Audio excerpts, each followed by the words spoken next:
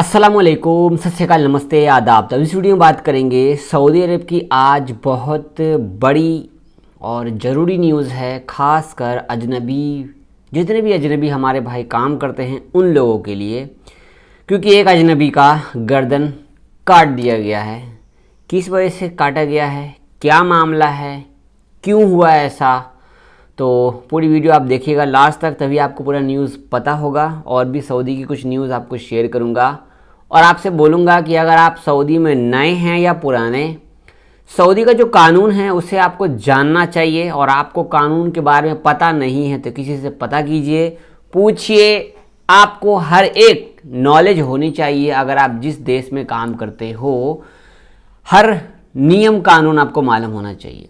तो चैनल पर नए हैं तो आप सब्सक्राइब कीजिएगा, हमारे पेज को, यूट्यूब को, जहाँ भी आप देख रहे हैं, फॉलो, शेयर, सब्सक्राइब। और बोलूँगा कि इस वीडियो को कॉपी कीजिएगा लिंक और ज़रूर शेयर कीजिएगा, क्योंकि आपके कोई ना कोई रिलेशन में कहीं ना कहीं बाहर देश में, Saudi, Dubai, Qatar, Oman, Bahrain, दुनिया के किसी भी बाहर देश में काम करते हैं, तो उन सब के लिए मैं बोलना चाहूँगा कि आप प्लीज़ शेयर कीजिएगा। न्यूज़ में आपको शेयर करता हूँ आर्टिकल, सऊदी गज़ट का। लड़की की हत्या में शामिल सऊदी हाउस कीपर, ठीक है, उसको मौत की सज़ा दी गई है। कल ही दी गई है, कल संडे था ना, कल ही दिया गया है। और क्यों दिया गया वही मैं आपको बता रहा हूँ। सऊदी में आपको बता दूँ, खून के बदले खून, कानून तो कानून है। अगर आप किसी को मार देते हो तो आपको भी मारा जाएगा, आपको भी फांसी दी जाएगी, आपका भी गर्दन उड़ाया जाएगा। तो यहाँ पे देखो, 4 साल से इंतज़ार हो रहा था जिसका, उसकी न्यूज़ आज सुनाई गई है। सऊदी लड़की की हत्या में शामिल घरेलू नौकर, ठीक है, घरेलू नौकर, जो कि रविवार को रियाद में फांसी की सज़ा सुनाई गई है। कल फांसी की सज़ा सुनाई गई है उनको। 4 साल पहले का ये मामला है। आपको सऊदी लड़की नवल अल करनी की हत्या का ये पूरा आरोप है।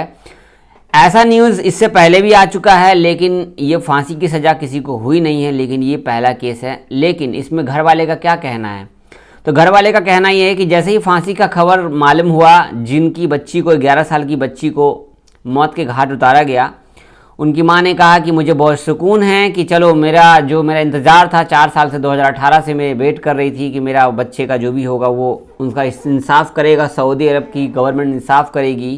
तो यहाँ पर इन्होंने इंसाफ किया है और अब इनको फांसी तो होना ही होना है। फांसी अब आपको मैं यहाँ पर शेयर करता हूँ, ट्रांसलेट करते हैं। देखिए, मामला 4 जुलाई 2018 का है, ठीक है, जिस दिन ये रिपोर्ट आई थी। इथियोपिया की नौकरानी ने 12 साल की बच्ची को चाकू मार के मौत के घाट उतार दिया। तो ये आप देख सकते हो आर्टिकल, 4 जुलाई 2018 का आर्टिकल मैं ढूंढ के निकाला, ये न्यूज कब की थी। तो ये हैं इनके पापा, ये है बेटा इनका, इनका बेटा भी घायल, लेकिन ये इनका बेटा बच गया। ये हॉस्पिटल की तस्वीर आपको मैं शेयर कर रहा हूँ। और इसके बाद जो बच्ची थी, जो मरी है, ये बच्ची थी 11 साल की। तो कैसे मरी है वो मैं आपको बताता हूँ। यहाँ पे आप देखिए, इथियोपिया की नौकरानी ने लड़की की हत्या की है और लड़के को किया घायल। दोपहर में घर पे, मतलब सऊदी में लगभग सब दोपहर में घर में बच्चे सब आराम करते हैं, नौकरानी सब काम करती है।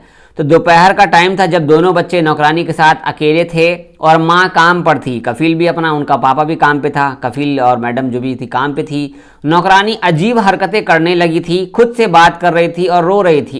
इसलिए वह दोनों भाई बहन उनको, इस काम करने वाली को, खद्दामा को अकेले छोड़ के अपने कमरे में चले गए।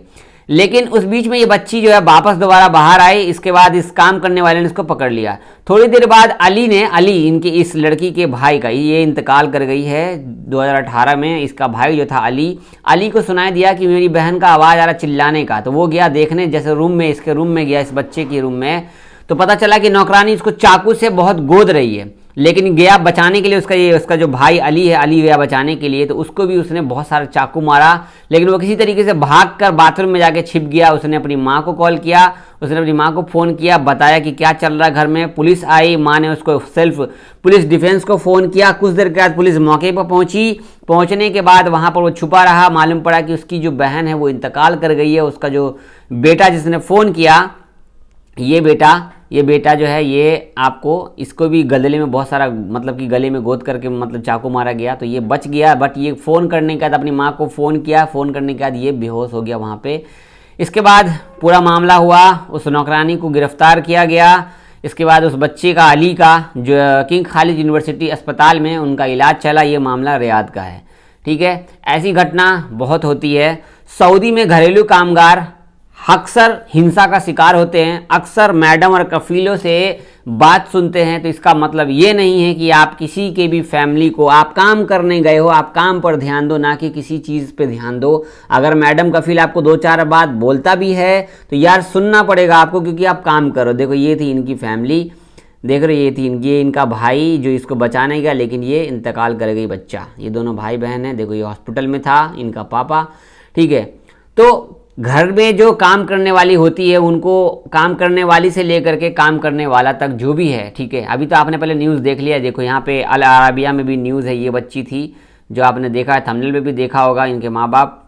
तो ये है स्पेशल न्यूज़ खासकर। तो अभी मैं आपको बोलना चाहूँगा कि सऊदी में आप ड्राइवर का काम करते हैं, कोई भी काम करते हैं, मजरा का काम करते हैं, ABCD कोई भी काम करते हैं, कफील मैडम कोई भी हो, अगर आपको डांटती है, कुछ बोलती है, इसका मतलब ये नहीं कि आप उनके बच्चे पर गुस्सा उतारे, उनकी गाड़ी पर गुस्सा उतारे, उनको गाली दे। भाई अकेले रूम में गाली दे दो, क्या पता कहीं कैमरा वैमरा लगा हो, तो उनको बुरा भला मत बोला कीजिए, मेरे हिसाब से मत बोला कीजिए जब तक आप हो वहाँ पे।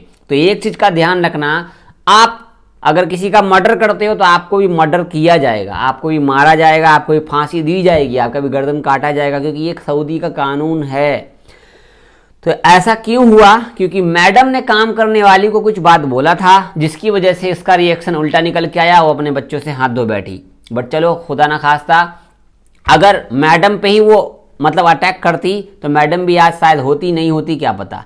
ये घटना सऊदी अरब रियाद का है। तो ये जो मैंने शुरू में कहा कि हमारे सभी अजनबी भाइयों के लिए, तो जितने भी भाई हमारे अजनबी भाई, खासकर ड्राइवर का जो काम करते हैं ना, 99% हमारे जो ड्राइवर भाई हैं वो मुसीबत से जूझ रहे हैं। सैलरी कम, काम डबल ट्रिपल 5 गुना, सैलरी कम है, खाना टाइम पे नहीं खाना, गाड़ी धोना एनी टाइम, चिलचिलाती धूप में गाड़ी साफ करके दो, ये सारी मुसीबत हमारे अजनबी भाइयों को। उनका गुस्सा इस तरीके से बढ़ जाता है कि कभी कभी कुछ करना भी चाहते हैं। मैं आपके जगह पे था, मैं भी ड्राइवर के काम पे था, तो मेरे माइंड में भी ऐसे कुछ आती थी, कफील का बट्टा को किडनैप कर लेते, चलो यार बाद में पैसा मंगा लेंगे, तो ऐसा कुछ थिंकिंग आता था और आता है बहुत सारे। तो यार ये सब थिंकिंग को बाहर निकालिए, माइंड को फ्रेश कीजिए।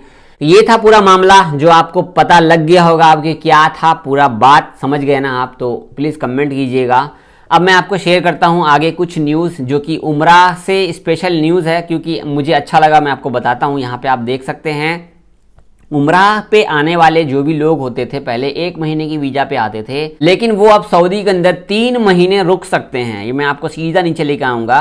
पहले उम्रा वीज़ा की जो वैलिडिटी थी वो 1 महीना थी, लेकिन अब दुनिया के किसी भी देश से उम्रा करने आप आते हैं सऊदी के अंदर, तो 3 महीने के लिए आप रह सकते हैं, घूम सकते हैं, बशर्ते आपके पास खाने पीने का पैसा अनलिमिटेड जो भी है सो हो, तो स्पेशली ध्यान रखिएगा।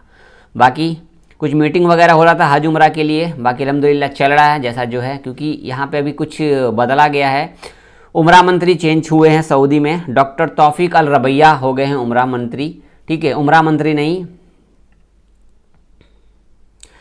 हज और उम्रा के सऊदी मंत्री जो है स्पेशल चेंज हो गए हैं। अब वो उनका नाम हो गया डॉक्टर तौफीक अल रबैया, जो कि पहले आपको बता दूं मेडिकल जो कि पहले स्वास्थ्य मंत्री थे, हेल्थ मंत्री थे, ठीक है।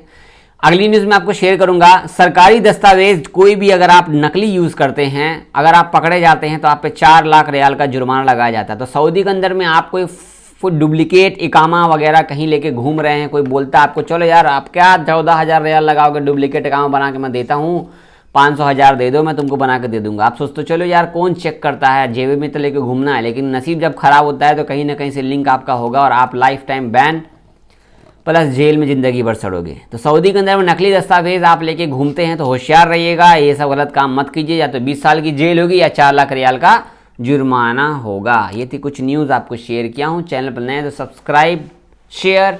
अल्लाह अकबर। चलिए अल्लाह हाफिज़।